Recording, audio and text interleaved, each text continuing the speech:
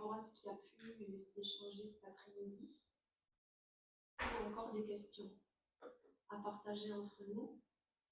Donc peut-être en complément, je laisserai Stéphane présenter les actions qu'il porte au sein de son association, parce que c'est important, c'est courageux, c'est preneur d'énergie et c'est tout en leur honneur, puisqu'il est accompagné de son épouse qui est hypnothérapeute, Julie. Et je vous laisserai également vous présenter, ou du moins dans ce que vous souhaiteriez partager, de par les fonctions que vous occupez pour les personnes qui vous ont rejoint.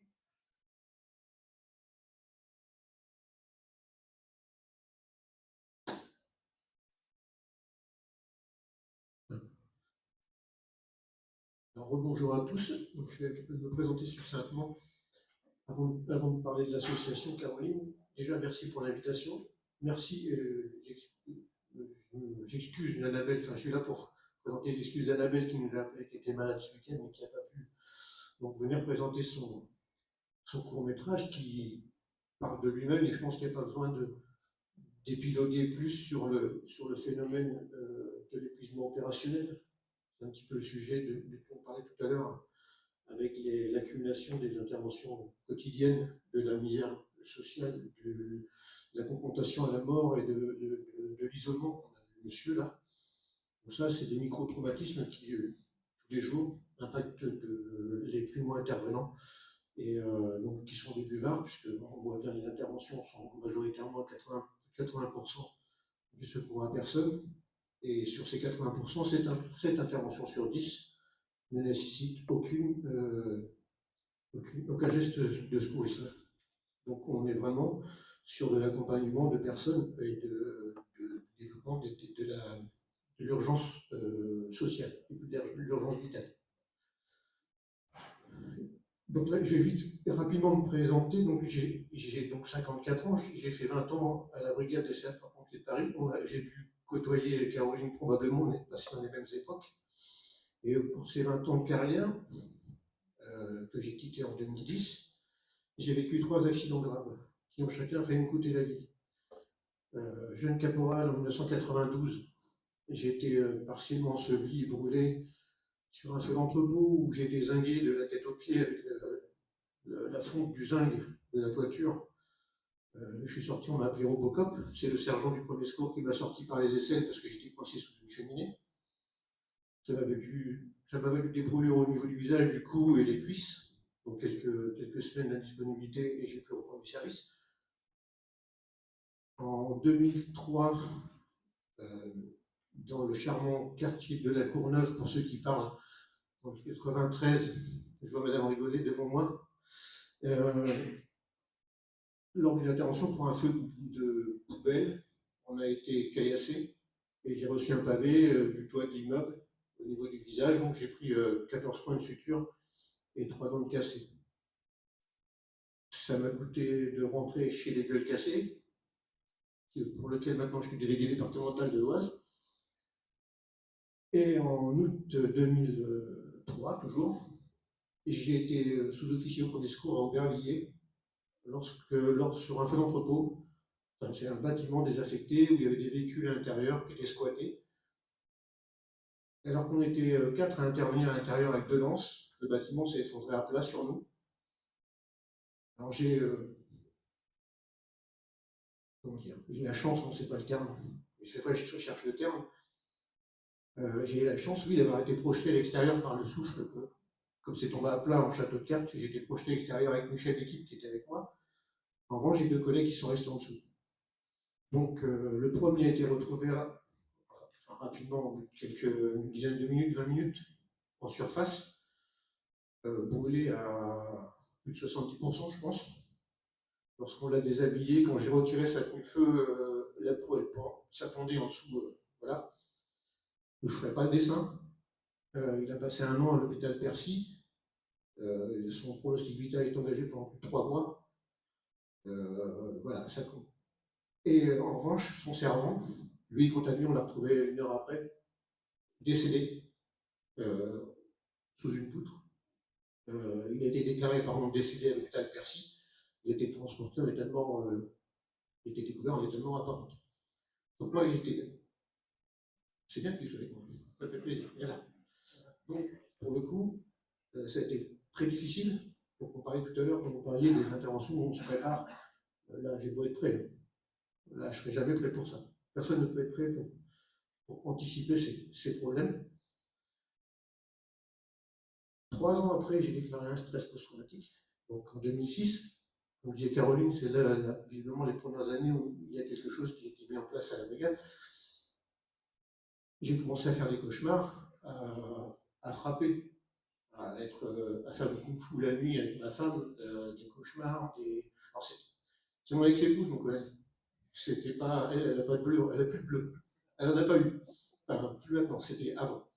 Parce que tout ça, évidemment, elle devait couper, mais ça a coûté un divorce, un déménagement et une démission après, post-traumatique. Donc j'ai consulté 3 ans après pour des cauchemars, des nuits très agitées et des flashs. Je voyais le tas de gravats sur lequel mes collègues étaient ensevelis. En flash, je le voyais 50 ou 100 fois par jour, enfin par nuit surtout. Donc j'ai été consulté à l'infirmerie, où était Caroline. Le médecin m'a aiguillé sur Percy. Percy a trouvé, tout de suite diagnostiqué un stress post-traumatique.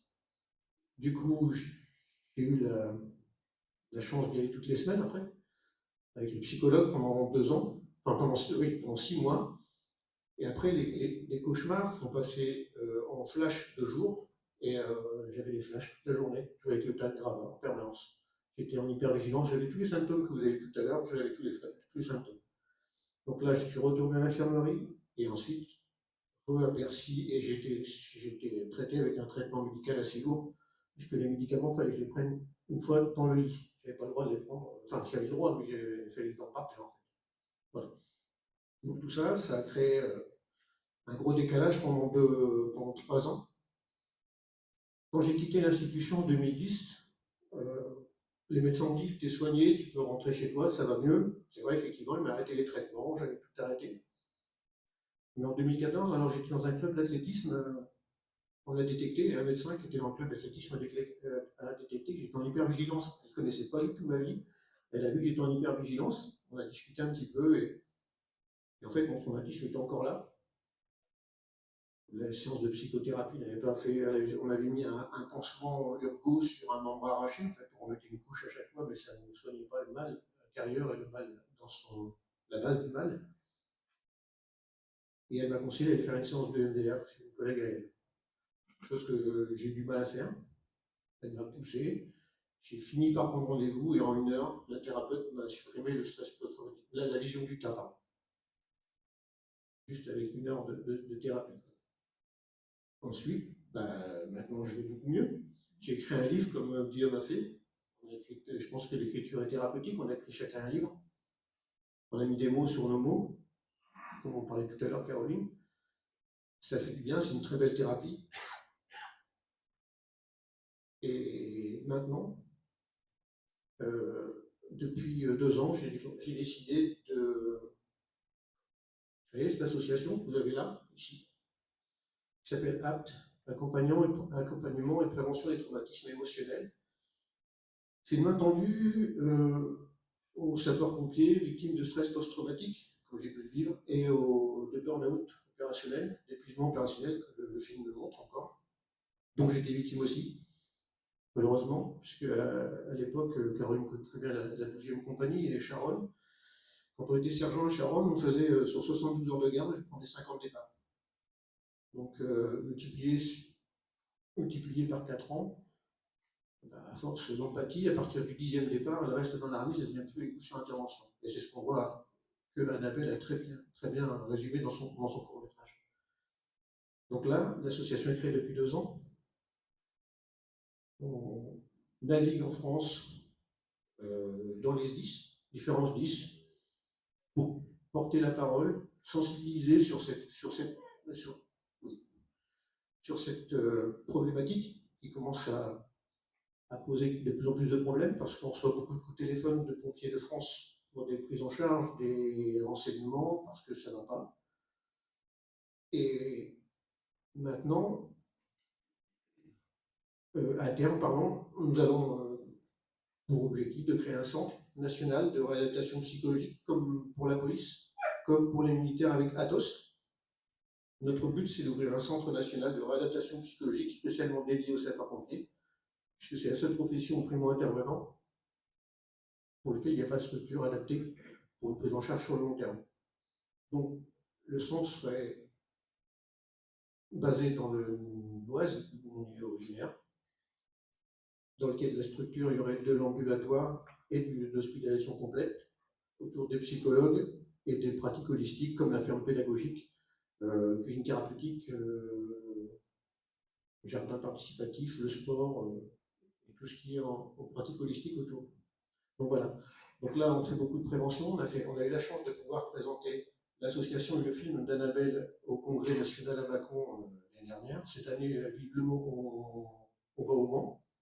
Donc c'est intéressant, c'est que les consciences s'éveillent au niveau des 10 et les paroles se délient grâce au film et grâce peut-être aussi un peu à l'association et au fait qu'on sillonne un peu les routes de France. La semaine dernière, nous étions à Rennes pour le 10-35 et nous allons dans 49, on va aller au Mans probablement, on a encore plein de dates comme ça qui vont arriver. Donc merci Caroline de nous avoir sollicité, ça touche parce que moi c'est un truc qui me tient au trip, parce qu'on pense beaucoup à donner aux autres, mais jusqu'à ce qu'on s'oublie souvent soi-même. Les pompiers, c'est ça, on donne tout ce qu'on a pour les autres, pour sauver les autres, mais on pense rarement à nous. Donc, il y a un moment, il faut remettre l'humain au centre de l'échiquier, et dans notre centre, il y aura une maison comme pour les enfants, pour réadapter les malades à leur propre famille, parce que moi, j'étais un véritable étranger dans mon propre couple. Donc, on va mettre la famille au centre de l'échiquier de la thérapie, de la guérison.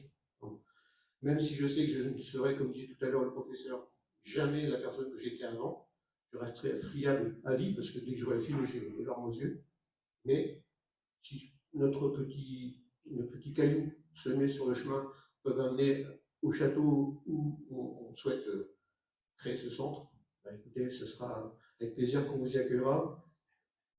Pas forcément pour être soigné, hein, mais au moins, venez découvrir le nord de la France, c'est super sympa. Il fait plus beau que chez nous. La semaine dernière, il nous a fait très beau ici, et puis bon, il a plu. Voilà. Et toi, tu sens, et voilà, regardez, le stress post-traumatique, elle sent Julien, elle est couchée avec. Mais écoutez, merci pour votre écoute. Je ne vais pas faire plus long. Caroline, on a déjà pris un peu de retard, je pense. Et merci pour votre écoute. Et ben, écoutez, au plaisir de répondre à vos questions, si toutefois vous en avez, si je peux aider pour quelque chose. Vous pouvez aller voir nos actions sur le site internet www.asso-react.fr. Vous avez dessus toutes les actualités de l'association, ce qu'on met en œuvre, ce qu'on va mettre en œuvre. Et voilà. Merci pour votre écoute. Merci Stéphane.